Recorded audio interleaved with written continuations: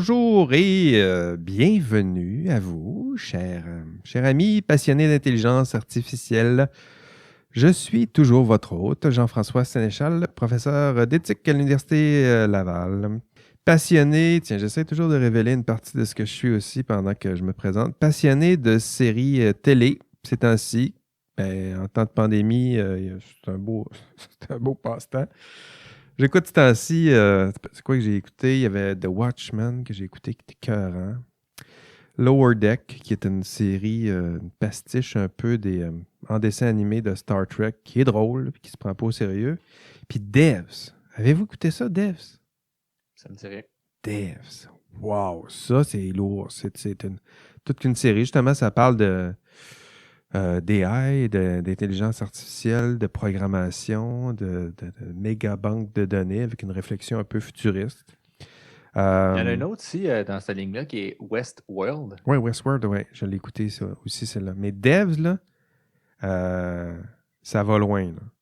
Ça va loin. Là. Bien plus que bien des ouvrages de philo que j'ai lus. Honnêtement, là... Non, mais tu sais, des fois, c'est ça. Là, la science-fiction, ça permet, avec quelques idées, d'aller un peu plus loin que la réalité. On ne peut pas toujours l'aborder. Des fois, c'est une façon créative là, de juste tester une idée puis voir si on la pousse très loin, là, jusqu'où ça peut. Devs. Mon Dieu que c'est bon. C'est lourd un peu, mais c'est bon. Comment allez-vous? À Québec, toujours en rouge. Ça n'a pas changé, en fait. En fait... On enregistre 2 épisodes d'un coup, là, donc entre l'épisode de Debriefing Justine Dima, puis le Debriefing Cécile Petitgant, il y a quelques minutes à peine. Donc, il n'y a rien vraiment qui a changé. Donc, je me permets simplement de vous dire que c'est toujours en rouge à Québec, puis c'est toujours probablement hautement problématique en France, du moins ça l'est partout ailleurs, ça très certainement. Deux collaborateurs toujours à distance, le même format. La première, comme Céline Dion en temps de grands désastres naturels, elle sait manier le kayak. Tu comprends-tu pourquoi? Ouais. Oui, ben c'est ça. Effectivement, j'étais plus de type canot par contre, mais canot, je me demandais c'était une passion de longue date. C'est ça, une prof de canot, c'est ça? Tu as donné des cours de canot? J'ai coaché du canot. Donne-nous un conseil canot. Le premier conseil que tu donnerais à tout le monde qui prend un canot, c'est quoi? De persévérer, en fait, parce que les embarcations dans lesquelles moi, ce que je coachais, en fait, c'est des embarcations excessivement versantes. OK. Puis, tu sais, je veux dire, j'ai jamais vu personne qui embarquait puis qui tombait pas à l'eau. Littéralement. Puis actuellement, si on veut aller plus s'étendre, la championne du monde qui est canadienne, qui est Laurence Vincent-Lapointe, qui va probablement faire un tabac aux Olympiques prochainement, je pense qu'elle a passé comme 2 ans à chavirer sans cesse avant d'y arriver. Fait que je pense que là-dessus, ce serait la persévérance, puis de donner confiance, de faire confiance au sport qui, même s'il se fait pas aimer tant que ça au premier abord, ben on peut finir par s'en passionner. Eh bien, un grand message. C'est vrai que le sport nous fait grandir. Ne lâche pas. Tu tombes, tu te relèves. En fait, là, ici, c'est tu te trompes, tu te mouilles, puis tu réembarques. C'est ça? Exact. OK, bien bienvenue Ève. Merci d'être là aujourd'hui. Le deuxième, il n'est pas directeur régional de Google Cloud Montréal. Tu savais que David, tu savais que tu avais un homonyme, hein? Oui. Il y a une histoire drôle avec ça, c'est qu'une fois, ma copine avait proposé mon nom pour participer à un concours. Elle était dans un comité pour organiser un concours, puis il fallait que j'aille faire un talk. Puis l'autre était tout excité parce qu'il pensait que quelqu'un de Google allait venir parler. Non, ils ont été déçus d'apprendre finalement que ce n'était pas quelqu'un de Google, c'était juste un étudiant à la maîtrise en intelligence artificielle. Ah, c'est bon. Moi, sur Internet, vous chercherez, là, j'en ai quelques-uns des homonymes. Puis il y en a un qui est prof. Il n'est pas prof, justement. Il est coach de hockey junior 3A. Puis il y a une scène spectaculaire qui est sur YouTube. C'est tout le temps mes étudiants. Si je ne le dis pas à mes étudiants, de toute façon, ils vont finir par partager la vidéo. Là. Ça s'appelle Jean-François Sénéchal pète une coche. Vous irez écouter ça. C'est un entraîneur... je le salue bien bas, là. Disons que... c'est pas toujours rigolo d'être entraîneur au hockey, puis surtout pour un arbitre, d'avoir un coach qui ressemble à ça, c'est pas la vie qu'on souhaite à personne. Vous irez voir, là, c'est pas très joli. Il y a quand même 11 000 vues sur cette vidéo-là. T'as vu ça? Je tiens à dire. Ben, je suis allé la googler, là, puis il pète les plombs. Il y a 11 000 vues. Ça a l'air assez mémorable. Je ne l'ai pas écouté. Là. Je viens juste d'aller la louer. Là, vous irez voir ça. Là. C'est ça. Là, il fait tous les classiques. Là, il crie à l'arbitre qui est un aveugle. Fait que là, il donne ses lunettes. Il vide la poubelle sur la table, sur la patinoire. Il lance tous les hockey qu'il va trouver. C'est du beau hockey. C'est du beau hockey. Et après, on se demande des fois pourquoi on aime plus le foot. En tout cas, c'est mon cas. Bon, aujourd'hui, revenons à nos moutons électriques. Cécile Petitgand. Donc, c'était notre invité. David, tu n'étais pas là lorsqu'on l'a reçu. Donc, Cécile était très, très généreuse, très compétente. C'était une belle discussion qu'on a pu avoir avec elle. Plusieurs exemples très terrain d'application. On voit qu'elle c'est une chercheure, mais là, on voit vraiment qu'elle a les deux mains, 2 pieds sur le terrain. Donc, des applications concrètes en santé. Je me permets de les lister, du moins celles que j'ai pris en note. Des logiciels qui permettent de détecter des tumeurs dans un établissement de santé. Donc, déjà vu dans un établissement de santé, un logiciel qui détecte des tumeurs. Imagerie, donc reconnaissance de tumeurs, des logiciels qui sont capables de détecter des anomalies lorsqu'on prend des rayons X, là, des radios, des radios photos, j'ai de la misère à trouver le terme, où on voit des anomalies. Détecter les symptômes de la COVID sur les poumons. On a même mentionné ça, une application qui ne serait pas encore validée, mais ce serait possible, ce serait dans les tuyaux en ce moment. Là, on essaierait de développer quelque chose de cet ordre. Des applis AI qui permettent la segmentation en cancérologie, donc segmenter les tumeurs, ou plutôt des applis qui nous aident à identifier les organes à protéger ou faire des planifications pour justement aller opérer, contourner peut-être les organes pour aller chercher une tumeur. Du moins, c'est comme ça que je l'ai compris. Ça se peut que je fasse erreur, là. C'est mes notes. Hein? J'ai reçu quelqu'un d'entrevue qui avait parlé de ça, qui était Kala K, qui, elle, c'était finalement comme une espèce de crayon qui permettait d'aller chercher des particules autour d'une zone qu'on pensait être cancérigène au moment de l'opération, pour que quand le chirurgien fait l'ablation de la masse, il puisse enlever le moins de tissu sain possible, puis enlever le plus de tissu malsain possible. Parce que normalement, c'est qu'il doit prendre un échantillon, ça s'en va au laboratoire, c'est testé, fait que là, lui, il est là, puis il attend, puis il essaie de faire l'autre chose. Mais là, ça peut être fait live, directement avec son petit crayon, qui est capable de savoir exactement si les particules sont cancérigènes ou non. Wow. Puis finalement, ça l'utilise en arrière derrière. C'était vraiment, vraiment intéressant. Là, je vous recommande vraiment ce podcast-là. Ça s'appelle comment? C'est moi qui l'ai fait. Je ne sais pas comment ça s'appelle la technologie, ouais. mais on pourrait mettre dans la discussion. Là, finalement, c'est toujours à OpenLayer? Oui, je crois que c'est la 6e ou 5e avec Kala, K-W-A. Oui, c'est vrai. A, je crois, K-H-A. Je ne me trompe pas l'orthographe. Vraiment, vraiment intéressant là, quand on parlait de ça par rapport à ses travaux de recherche. Super, on ira écouter ça. C'est bien de rappeler l'existence de notre podcast ami, je le dis. Donc, dans les autres applications concrètes en santé, amélioration. Donc là, on ne pense pas naturellement à santé, mais en même temps, ça fait partie du système de santé. Elle parlait des applis pour améliorer les systèmes d'approvisionnement. Donc, c'est vrai que ça, pas juste en santé, l'approvisionnement, comment les AI peuvent nous aider à savoir de combien on a besoin de X, de telle chose, puis commander au bon moment, puis tout ça. C'est sûr que c'est des applications qu'on peut voir concrètement. Retranscription de consultation médicale, donc à parler de l'idée d'avoir, lors d'une rencontre entre un patient puis son médecin, que la discussion, il y a une partie de la discussion qui est écoutée, je dirais, par l'application, puis qui puisse remplir une certaine partie des champs, peut-être même faire un verbatim de ce qui se fait, prendre en note des mots-clés, ou plutôt remplir automatiquement des champs. Je pense que c'est comme ça qu'elle l'avait expliqué. Système de santé aussi, c'est pas nécessairement santé, mais allègement des tâches administratives. Donc, pensez à n'importe quelle tâche, ça revient un peu à ce qu'on a discuté, là, des tâches administratives lourdes qui prennent du temps, qui prennent de l'énergie, qui consomment des ressources. Tout à coup, on rentre des applis qui peuvent permettre d'accroître ou de réduire plutôt la lourdeur de ces tâches-là.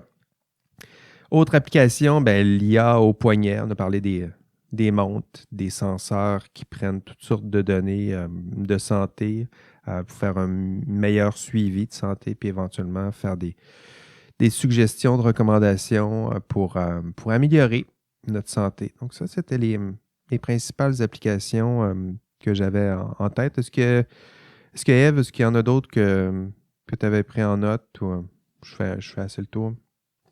Non, ça fait pas mal le tour de ce que j'avais aussi, je m'étais remémoré. Merci, merci Ève. Sur les problèmes et enjeux, donc, elle les distinguait différemment. C'est-à-dire que lorsque j'ai abordé la question de problèmes, enjeux, obstacles, freins, elle, tout de suite, a mentionné qu'il y a plusieurs de ces freins-là qui étaient plutôt de l'ordre des pare-feux, hein, des garde-fous, des procédures là, qui sont là en place pour justement protéger l'humain, protéger le patient peut-être des conséquences les plus navrantes qui pourraient découler de l'application de ces AI-là. Donc, ce qu'elle appelle les pare-feux, les prérequis, toutes les précautions qu'on a à prendre en santé, les procédures de sécurité. Donc, tout ça, là, ça faisait partie de ce qu'elle appelait les prérequis, les garde-fous. Concernant les enjeux, les problèmes, c'est sûr que la question des biais là aussi ressortir. Donc, c'est sûr qu'on finit par parler souvent des biais, mais ce qui est intéressant, c'est d'aller plus concrètement, aller voir c'est quoi un biais en ressources humaines au dernier épisode, c'est quoi un biais en santé. Donc là, on voit un peu à quoi ça peut ressembler. Des biais là, qui sont surtout liés, dit-elle, à la nature des données. Donc, puis elle s'est tout de suite empressée d'ajouter, donc avant même qu'on réfléchisse à la question des biais, que les biais sont déjà existants. Donc, ça revient là, dans le discours de ceux et celles qui sont sur le terrain, là. C'est pas les AI qui ont inventé les biais sont là, sont existants. Elle disait, les humains, elle dit les biais humains sont terribles. Hein? Donc, c'est sûr que les AI, ils tentent de recopier ou de plaquer leur comportement sur celui des humains. Ça se peut qu'il soit aussi terrible. Donc, on voit que c'est un lien qui est là. On en a discuté un peu au dernier épisode. Ça revient en même temps. Donc, c'est sûr que les principales craintes qui étaient mentionnées, il y avait entre autres le partage de les données personnelles, les données confidentielles, les données sensibles, les données personnelles qui sont partagées à des géants. Là, ça aussi, ça fait partie des enjeux qui sont abordés par elle d'abord, mais qui ont été abordés par plusieurs de nos intervenants. L'idée du partage des données personnelles, la différence de traitement, comment on partage des données sensibles aux GAFA de ce monde, puis comment on est prudent pour partager ou gérer des données sensibles dès lors qu'on se retrouve en santé, en recherche. Donc, cette disparité-là, là, elle est là. Pour moi, elle est de plus en plus claire. Là. C'est quelque chose que je trouve intéressant. Ah, pour faire un peu de millage là-dessus aussi, il y a eu dernièrement, là, au moment qu'on enregistre ça, il y a le ministre des Finances, Fitzbon, là, au Québec, qui avait justement parlé d'ouvrir les données de la RAMQ aux compagnies pharmaceutiques, alors que ce n'est même pas accessible à la recherche. Il y a vraiment, ça a fait une tollée là, autour de ça. Je pense que c'est vraiment mis les pieds dans les plats avant de s'avancer par-dessus. Je pense qu'il y a une résistance académique qui s'est fait opposer à ce genre de trucs-là. Puis aussi au niveau des citoyens, que je pense qu'ils ont éprouvé beaucoup de réticence par rapport à ça. Fait que je pense qu'avant que ça se passe, il va y avoir beaucoup de choses qui vont se passer avant qu'on ouvre nos données. Puis avec raison, là, je pense qu'il y a beaucoup de choses confidentielles et sensibles dans ce type de données-là. Puis je ne suis pas sûr que je suis à l'aise que ces données-là soient données gratuitement à des compagnies pharmaceutiques ou même de façon monétaire. Je ne sais pas c'est quoi le juste prix de ça. J'éprouve des réticences personnelles. Et surtout quand on sait à quel point ça fait longtemps que les gens en recherche se plaignent, se font opposer un veto tellement puissant de la part de la RAMQ parce que c'est de données trop confidentielles. Puis là, bim bam, on parle de mine d'or, puis de... Puis on va ouvrir ça demain, puis pas de préparation, puis il tombe ça dans un... En tout cas, je pense que c'était très maladroit de sa part, à mon avis. Là, tu tombes ça juste ça comme ça, mais je pense qu'il y a une grosse réflexion à avoir sur l'ouverture de ce type de données-là. Puis je pense qu'on va en parler pour le reste du podcast au complet à peu près, là, de l'épisode. Mais c'est ça que c'est là. Donc, le partage, qui a accès à ces données, puis à quelles conditions. C'est sûr qu'il y a une disparité. Là, c'est la question que tu soulèves, David, elle rend ça encore plus évident. Pour la recherche, nous autres aussi, on le sait qu'il y a une manne là. Donne-nous les données en santé, la recherche en santé. Si on pouvait avoir accès à ça, c'est sûr que c'est une manne d'or pour nous aussi. Mais les contraintes qu'on nous demande, les restrictions sont importantes. Les comités d'éthique passent là-dessus.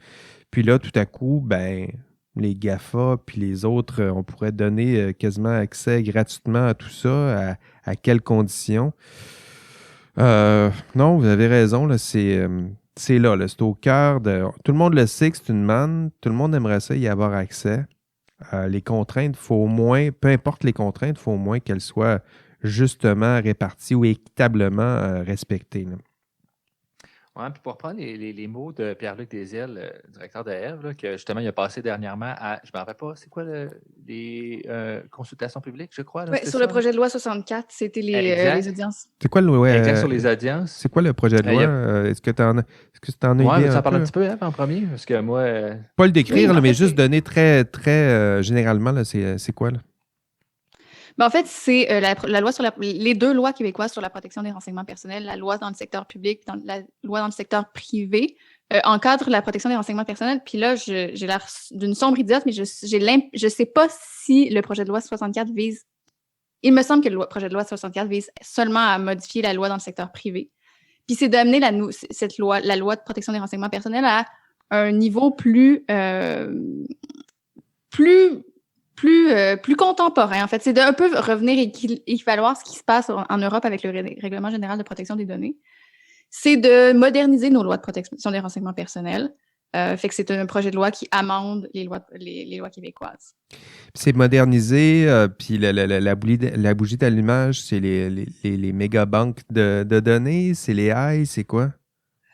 Franchement, j'aurais tendance à dire que la bougie d'allumage, c'est le fait que le RGPD pourrait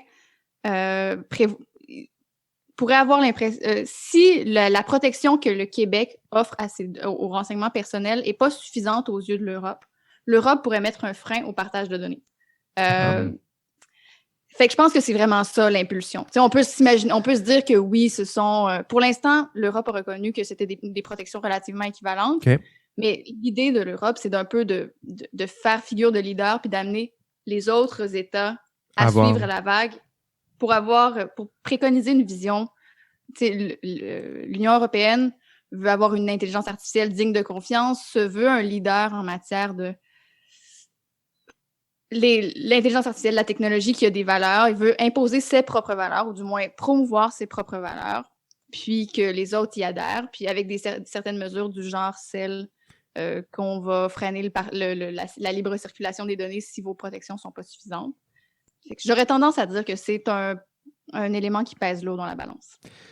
Très intéressant. Peut-être, on parle de données sensibles. David, à quoi ça ressemble concrètement? Là, c'est quoi une donnée sensible pour quelqu'un comme toi, tes pairs, là, quand vous mettez les mains là-dedans, là, c'est quoi pour vous autres une donnée sensible? C'est sûr que les données en santé sont automatiquement des données, sont souvent des données sensibles parce que ça relève quand même d'un caractère qui n'est souvent pas diffusé publiquement. Mettons, par rapport à, on va regarder les types de données. Tu as les données que tu peux donner sur Facebook, les données, des trucs comme ça que souvent on va gratuitement ou de base volontaire publier cette information-là, mon âge, ma date de naissance, ma relation. C'est des données que pour les gens, il y a moins d'intérêt, mais des données sensibles en santé, ça fait plus référence à mettons, mon état de santé, que j'ai peut-être pas envie que tout le monde sache mon état de santé, que ce soit santé mentale, santé physique, parce que peut-être qu'il y a un employeur qui pourrait voir cette information-là sur ma santé mentale et décider de ne pas m'engager parce que je pourrais tomber à tout moment, selon son interprétation, en burn-out, puis ne pas être disponible pour travailler, puis me coûter de l'argent, etc. Ben oui. Fait que je pense que ça ramène beaucoup à la comme au préjudice potentiel que ces données-là peuvent octroyer, tandis que ma date de naissance, je ne sais pas qu'est-ce que quelqu'un peut faire avec ça, à part peut-être essayer de voler mon identité, mais qu'importe. C'est pas pire, ça, comme... C'est quand même pas pire aussi, mais il manque beaucoup d'informations avant ça, tandis que les données en santé, il y a beaucoup d'informations très personnelles que je pense qu'il y a beaucoup de gens qui n'ont pas envie. Les médicaments que je prends, pourquoi je les prends, des choses... Des photos, des radiographies, j'imagine qu'ils sont dans le dossier de santé. Exactement. Ou c'est personnel, ça, quand tu es capable de faire des photos des os, là. Ben, tu sais, ou peut-être, je sais pas, par exemple, que moi, je perds des cheveux, puis pour moi, ça atteint beaucoup ma masculinité, puis mon estime personnelle, puis je me fais une opération, mais je veux pas que les autres le sachent. Ben, j'ai peut-être pas envie que ces données-là se diffusent sur Internet parce que ça peut être une atteinte à ma vision de moi-même et mon estime de moi. Fait que je pense que c'est des données qui ont beaucoup d'impact sur notre perception dans la société ou l'image qu'on veut projeter, puis comment on est comme individu. Que c'est pour ça qu'on dit qu'ils sont très sensibles selon ma perception. Là. Puis comment on s'y prend pour protéger ces données-là, généralement? J'ai vraiment pas d'expertise là-dedans. Ce que j'en comprends, c'est souvent c'est des techniques d'anonymisation.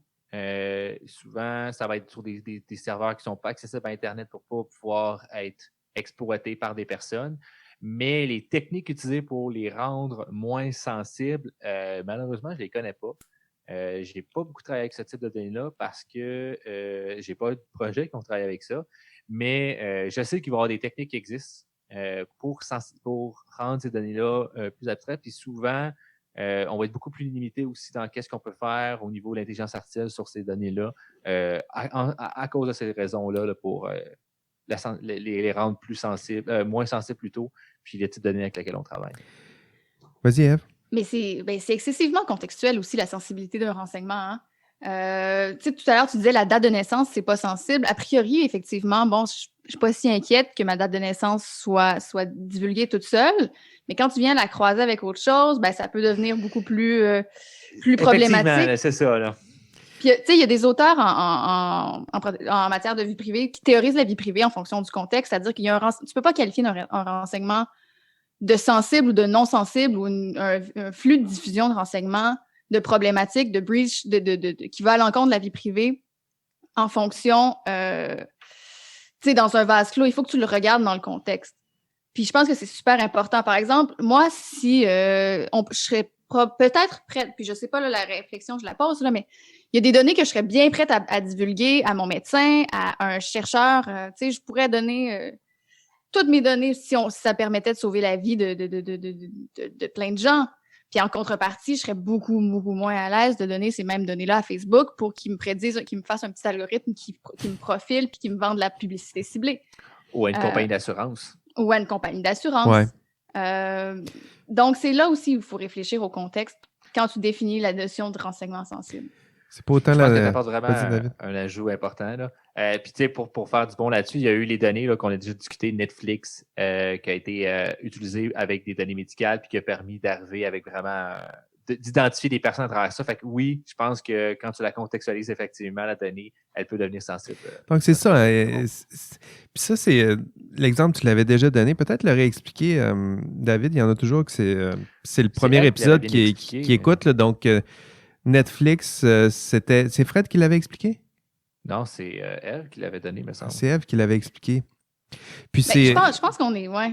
Vas-y. Je pense qu'on on l'a utilisé plusieurs fois. Ouais, on l'a déjà utilisé, mais je ne suis pas sûre qu'on est clair sur ce qui est exactement. Parce que moi, Netflix, c'est pas la même question que les données médicales. Netflix, ils ont utilisé juste, puis peut-être qu'il y a des études dont je ne connais pas, là, mais dans ma tête, Netflix, ils ont regardé les statistiques de visionnement plus les rankings faits sur IMDb, puis ils ont été capables de réidentifier les personnes à qui les comptes appartenaient. OK. Moi, c'était avec Netflix et des données médicales. Ils ont réussi à trouver des données médicales d'identifier un sénateur et de faire du leverage. C'était pas ça, là? Mais c'est parce qu'on en parle tout le temps, puis je pense qu'on en parle souvent ensemble, mais on parle toujours les deux exemples back-à-back, mais le sénateur, c'est une étudiante à ce moment-là, en fait. C'est un sénateur qui sort dans les médias qui dit hey, on va tout diffuser les données médicaux, on va numériser puis diffuser les données médicaux. Mais inquiétez-vous pas, c'est anonyme. Soyez pas inquiets, c'est anonyme. Puis là, l'étudiante en question, elle, qui travaille sur les questions de d'identification, réidentification, a fait « Ah ouais, bon, tu me mets au défi, tu me dis que c'est complètement anonyme. Check-moi bien aller. » Puis là, elle réalise qu'avec 3 points de données, la date de naissance, le code postal, puis le genre, tu es capable de réidentifier une très forte proportion des gens. Fait que là, elle regarde les gens qui avaient le même code postal, la même date de naissance, il n'y en avait qu'un seul, c'était le sénateur. Puis, tu sais, elle a fait un coup de pub. Là. Je ne sais pas si elle n'est pas allée lui porter ou faire livrer l'ensemble de son dossier médical qui était pseudonymisé. Puis là, c'est une différence que je pense qui est super importante à faire. Tu sais, tout à l'heure, tu disais les techniques d'anonymisation, puis c'est effectivement comme ça qu'on les appelle tout le temps, mais je crois que c'est fautif comme terme d'utiliser technique d'anonymisation parce que jamais anonyme, c'est ça, là. C'est ça, c'est la capacité de... C'est le point de ne jamais être capable de réidentifier. Puis, ben, c'est une course folle. À chaque fois que quelqu'un dit « Ouais, mes données sont parfaitement anonymisées », il y a un autre qui est comme « Hey, ouais, watch-moi. » Not anymore. C'est ça, puis qui va le réidentifier. Fait que c'est si on arrêtait... de cybersécurité, là. C'est ça. Si on arrêtait de parler d'anonymisation, puis on disait juste, ben, tu sais, on dépersonnalise d'une manière qui est suffisante pour ne pas poser de risque raisonnable, ce serait probablement plus honnête. Puis, effectivement. C'est une bonne nuance. Ben, c'est intéressant, oui. On y reviendra peut-être un peu, Ève. C'est un sujet que tu connais bien, évidemment. Je m'intéressais aussi, David, techniquement, est-ce que c'est... comment tu imagines une façon de protéger encore plus... si on n'est pas capable de les anonymiser, comment on fait pour protéger...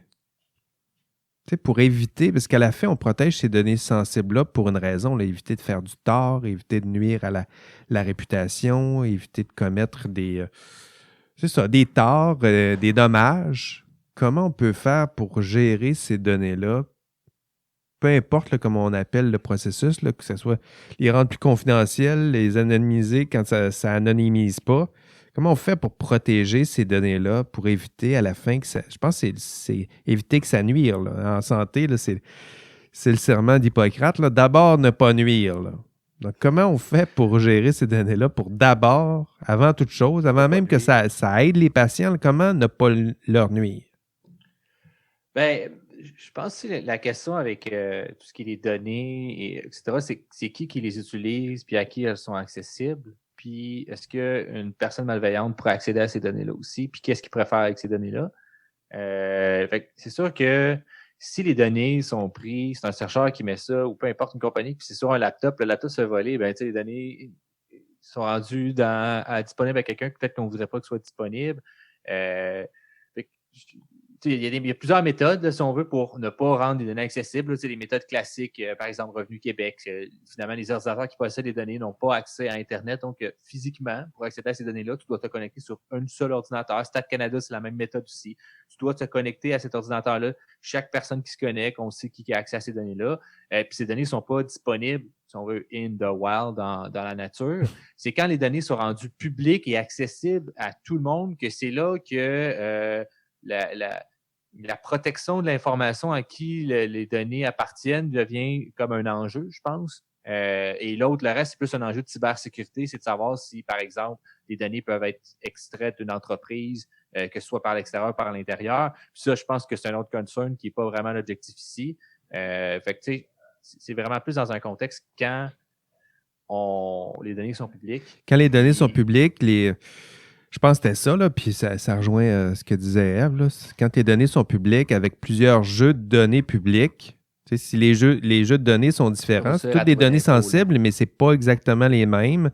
Il y en a un qui donne la date, il y en a un autre qui donne le code postal, l'autre qui donne le dossier médical. Chacun sont un peu confidentialisés à leur manière, mais avec les AI, quand tu as accès à toutes ces banques de données-là en même temps, ben, tu fais des recoupements, puis c'est plus facile retrouver facilement l'identité, puis après ça, à rebours, ben, telle identité, mais c'est telle identité qui a tel dossier médical, telle adresse, tel numéro de téléphone, telle adresse courriel, tel mot de passe. C'est ça. Là. Donc, avec ces différents jeux de données-là, à la fin, c'est des données publiques, puis on est capable de retracer l'identité. Là, c'est ce que je comprends. Oui, exactement, là, comme elle l'a soulevé là, comme exemple. Là. Il y a Cécile qui parlait de... Vas-y, Eve. Bien, je ferais juste remettre un petit peu d'accent sur la question de la cybersécurité. Là. Je pense que c'est vraiment le nœud du problème parce que j'avais fait une étude révisé une étude à un moment où c'était dans le cadre de la numérisation des dossiers médicaux, toutes les plaintes à la Commission d'accès à l'information, genre en Ontario ou dans le reste du Canada, sur les bridges de données, les bridges de vie privée, puis c'était quasi universellement des erreurs humaines. C'était genre Madame Sanson qui est infirmière, qui voulait connaître le background médical de son nouveau gendre, puis qu'elle pouvait aller dans la base de données hyper loin. Ben oui. Fait que, si tu fais juste narrower puis dire, ben, OK, Madame Sanson, vous avez juste le droit de consulter les données, 10 dossiers médicaux, puis c'est ce qu'on estime être le bon nombre pour occuper vos fonctions actuellement. Vous ne pourrez pas en voir plus. C'est vraiment des mesures de cybersécurité, ou du moins pas si spectaculaires que ça, là, qui sont plus importantes. C'est vraiment les erreurs humaines qu'il faut regarder plutôt que les scénarios de science-fiction très, très intenses, je crois. Mais en même temps, David, il y avait Cécile parlait d'apprentissage d'AI décentralisé. Ça dit quoi, ça? Ou... Moi, j'ai mimé que, moi, ça me rappelait un peu ce que Després nous avait dit, M. Després, au début dans nos premiers épisodes. Mais c'est quoi exactement? As-tu une idée? C'est quoi ça? Pour protéger la confidentialité, d'avoir de... Je ne suis vraiment pas familier avec le concept. Je suis allé lire un petit peu. Puis je ne suis pas sûr que je comprends plus le concept non plus. Ce que je crois comprendre, c'est de détacher les modèles des données, puis ça me semble s'approcher un peu à la technologie blockchain. Là. Je ne sais pas si c'est juste que quelqu'un qui a... Dans ce que j'ai lu, là, je ne sais pas la validité de l'article que j'ai lu non plus. J'ai de la difficulté à trouver quand même le terme. Je ne sais pas si les keywords que j'utilise ne sont pas nécessairement bons, mais il semble un peu vouloir avoir une approche un peu que la personne qui va faire le calcul et la personne qui possède les données ne seront pas nécessairement la même personne, puis qu'on s'intéresserait plutôt à ne pas partager cette information-là entre les deux, d'avoir un modèle qui se fait juste donner finalement peut-être des valeurs numériques qui n'ont pas de sens nécessairement au sens des données. Par exemple, cette donnée-là, je ne sais pas, le sexe est déjà rendu 0,1, 0,1. Je ne te dis pas c'est quelle catégorie, je ne te dis pas vraiment à quoi ça ressemble les données, tu n'as pas la possibilité de les voir. Puis je te demande juste de faire un calcul, là, le calcul peu importe pour optimiser le réseau. Puis c'est une autre personne qui le fait. Puis après ça, à la fin, je te dis le résultat. Ce que j'ai déjà entendu parler, que ça se fait, là, que finalement, tu ne vois jamais le donner, tu sais juste qu'il y a comme une abstraction, une couche d'abstraction par-dessus. Je ne sais pas si c'est ça qu'on parle ici, mais ça me semble être qu'est-ce qui est le plus proche de qu'est-ce que... En tout cas, la prochaine fois qu'on attrape un expert qui nous mentionne apprentissage d'AI décentralisé, on va essayer de le cuisiner un peu là, pour voir comment on peut vulgariser tout ça. Là. En tout cas, pour moi, t'en parles, puis c'est pas... c'est sûr, je ne suis pas programmeur non plus, là, mais... c'est pas plus clair pour moi non plus. Bon, c'est intéressant. En tout cas, ça montre aussi les limites. Là, on progresse, là, mais on va voir où ça mène tout ça. Puis, Eve, je voulais t'en parler aussi. L'idée même de protéger la confidentialité, je pense que c'est un peu ça, là, les travaux que tu fais avec Pierre-Luc. Là, c'est l'idée de lâcher un peu ce terme-là de données confidentielles ou présumer qu'elles ne sont jamais confidentielles. Comment tu le résumerais à nouveau, tout ça? Là? Confidentiel, c'est pas quelque chose, c'est pas un terme qui me stresse bien, là. Je sais pas exactement. Certainement, l'un des gros points qu'on défendait, puis c'est le cheval de bataille de Pierre-Luc depuis un certain temps, c'est de dire que tout renseignement qui concerne une personne, c'est un renseignement personnel. Peu importe là, qu'à priori, qu'à première vue, on n'ait pas l'impression que ce soit sensible, confidentiel, quoi que ce soit, c'est un renseignement personnel. Il doit faire l'objet de protection en regard de la loi. Puis d'ailleurs, je me permets 4 secondes. Tout à l'heure, j'avais l'air d'une sombre idiote. J'ai fait mes recherches, hein, comme nous invite à le faire plein de charmantes personnes sur les réseaux sociaux. C'est sur les deux. Le projet de loi 64 porte sur la loi sur la protection dans le secteur public et dans le secteur privé. Donc, c'est ça. La grosse question, en fait, c'est de savoir... C'est d'arrêter de dire qu'il existe 2 catégories de renseignements. Des renseignements personnels, des renseignements non personnels. Tout ce qui porte sur un individu, qu'il soit identificatoire ou non, ça devrait être considéré comme un renseignement personnel, puis devrait être protégé. Puis évidemment, dans le contexte de la santé, ben, tout ça est décuplé parce que c'est d'autant plus sensible. Bien résumé, je pense que c'est intéressant ces notions-là, là, voir là, comment la question de données personnelles, données confidentielles, comment on peut progresser avec tout ça, là, redéfinir, voir comment le cadre normatif peut s'ajuster à cette nouvelle réalité-là. Dans l'entrevue avec Cécile, à la toute fin, j'abordais là, les pistes de solutions. Donc, les pistes de solutions identifiées par Cécile, c'était l'idée d'avoir un cadre de gouvernance. Je pense qu'elle travaille beaucoup là-dessus. Un cadre de gouvernance qui est plus explicite, qui est plus efficace, qui est plus explicite aussi dans les institutions. Créer des alliances, ça revenait souvent. Créer une alliance entre le professionnel qui décide et l'AI qui donne conseil, peut-être. Mais à la fin, là, on l'a, notre agent imputable. C'est celui qui décide. C'est un humain. Dans le cas ici, c'est un médecin. Puis l'AI est un conseiller. Mais à la fin, s'il y a une erreur, c'est le médecin qui a pris la décision, avec le conseil de l'AI peut-être, mais c'est lui qui prend la décision. Y compris peut-être la décision de ne pas tenir compte du conseil de l'AI. Fournir aux acteurs des outils de gestion, des contrôles, c'est là qu'elle parlait de ses pare-feux, ses garde-fous. Créer des procédures de contrôle, entente de confidentialité, éducation, formation. Donc ça revient encore dans les invités. Puis tiens, là ça me tente peut-être, il reste quoi? 5 minutes que je vous avais promis, là, si on voulait finir dans les temps. C'est l'idée d'éducation puis de formation. Là. C'est-à-dire que ça revient souvent comme solution aux applications technologiques en intelligence artificielle. Mais l'éducation, la formation, là, j'en fais. Là. C'est-à-dire qu'éduquer, j'en conviens, mais éduquer comment, quoi enseigner, c'est quoi le contenu, c'est quoi la façon. On veut former en AI pour se sensibiliser aux enjeux éthiques, peut-être, mais c'est quoi les contenus qui sont pertinents? Pour moi, là, c'est plus de l'ordre de la réflexion là, que je vous partage. C'est une question en soi. Là. Moi, je donne des cours d'éthique à des ingénieurs, là, pas en intelligence professionnelle, pas en intelligence artificielle, c'est vrai que leur achève. Pas en intelligence artificielle, mais sur la profession en sciences et génie. Puis la question de les former en éthique, c'en est un problème. Là. Qu'est-ce qu'on leur enseigne? Qu'est-ce qu'on leur dit? Dès lors qu'on décide d'enseigner sur ces sujets-là, il y a toujours un ingénieur quelque part qui dit t'es qui, de quel droit, quel contenu qu'on tente de m'imposer. Il y a cette dimension-là. Là, donc, la formation, l'éducation, la sensibilisation, ben, j'en conviens là, quand on parle des enjeux éthiques, mais le vrai problème, c'est pas. Moi, je le vois plus comme un problème aussi à approfondir, là, de dire qu'on va juste mieux former, mieux éduquer ou plus éduquer. C'est pas une solution. Il faut savoir c'est quoi l'éducation, puis c'est quoi la sensibilisation, c'est quoi le contenu qu'on va leur donner via l'éducation.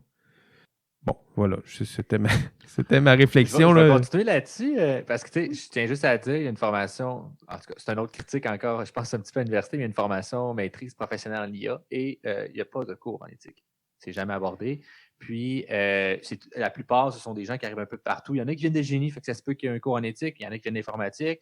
Il y en a plein de secteurs, fait que l'éthique n'est pas abordée. Puis, ce sont des experts qui vont implémenter des solutions sur le marché. C'est ça leur mandat plus tard, techniquement. La piste de solution, ce serait des éduquer. Donc, ça, ce serait la première piste. Ce que je veux dire, c'est alarmant que même ces gens... Fait que, c'est difficile de demander à la population d'être éduquée là-dessus quand les experts ne le sont même pas eux-mêmes. Je pense que c'est juste ça que j'essaie d'highlighter qui n'était pas clair. Moi, je trouve ça très alarmant. Moi-même, dans ma formation, j'ai pas eu ça. Puis je trouve ça peut-être un petit peu alarmant. faire un petit bond avec C'est vrai que ce serait le premier pas. En tout cas, donner un cours formé, mais pour moi, là, tu le vois dans ma réflexion, là, ce ne serait pas complet. Là. C'est-à-dire que oui, vous donnez un cours d'éthique en intelligence artificielle à la maîtrise, mais on met quoi dedans? Là? Ben, moi, si je peux je peux répondre. Non, je peux pas répondre, certainement. C'est pas, j'en fais pas des algorithmes, mais je peux voir quand même les lacunes de ma propre formation puis les questions où moi, j'ai cruellement senti que j'aurais eu besoin d'une meilleure formation éthique. Puis, en fait, c'est quand les questions d'application de traçage sont survenues, je pense que j'avais pas un schème de valeur suffisamment bien ancré sur lequel je pouvais m'appuyer pour cette situation qui était plus ou moins inédite, qui me créait un malaise et j'étais pas capable de me positionner. Donc, avoir eu un cours dans lequel j'aurais eu l'opportunité de creuser, de s'intéresser aux diverses valeurs. Alors, c'est quoi la vie privée? Qu'est-ce que ça sert? Qu'est-ce que ça a comme objectif? Au contraire, la sécurité, est-ce que je valorise plus la sécurité? Est-ce que je valorise moins la sécurité? Juste un lieu où les programmeurs pourraient se parler de ces enjeux-là de fond. Je pense que ça pourrait être intéressant. Tu sais, eux, c'est quoi leur set de valeurs? C'est quoi leur priorité? Puis pas juste en termes d'IA, je pense même en termes développeurs tout court, parce qu'il y a beaucoup de développeurs qui ont, en dehors de l'IA, qui vont développer des solutions qui ont un impact sur la vie des gens, puis qui n'ont pas du tout ces considérations-là. Tu sais. En dehors de l'intelligence artificielle, je pense que tout développeur devrait se poser ces questions-là pour des choix. Dieselgate, c'est un exemple des développeurs qui ont mis en place des solutions informatiques qui ont un impact sur l'ensemble là, de toute la compagnie. Puis, il n'y a pas personne qui s'est... En tout cas, j'ai de la misère à croire qu'il n'y a pas personne qui s'est rendu compte de tout ça, sauf à la fin, quand tout est tombé. Tu sais. Il y a peut-être des moments où est-ce que ces questions-là devraient se rattacher aux valeurs, justement, là, comme tu mentionnes. Là, courez auprès de vos doyens et vice-doyens, là, puis ceux qui sont responsables des programmes, puis demandez des contenus, au moins un lieu de... Moi, je le vois plus comme ça, là, surtout à la maîtrise, c'est un lieu de réflexion. Tu prends des programmeurs ou des futurs juristes, tu les assois, puis tu dis, bon, OK, on va aller un peu plus loin. Pas un peu plus loin, mais on va regarder un peu de côté notre champ avec un angle plus éthique, se questionner sur les valeurs, les enjeux, les problèmes. Est-ce qu'on peut les voir à l'avance? Est-ce qu'on peut les résoudre? Quels sont les enjeux sociaux là, qui sont sous-jacents. Puis à la limite, un prof pour les aider, suggérer des textes, les aider à approfondir ou pour l'aider les réflexions, les discussions, mais c'est sûr que ça prend ce lieu-là. Si ce n'est pas dans le cadre d'un cours, ça prend au moins...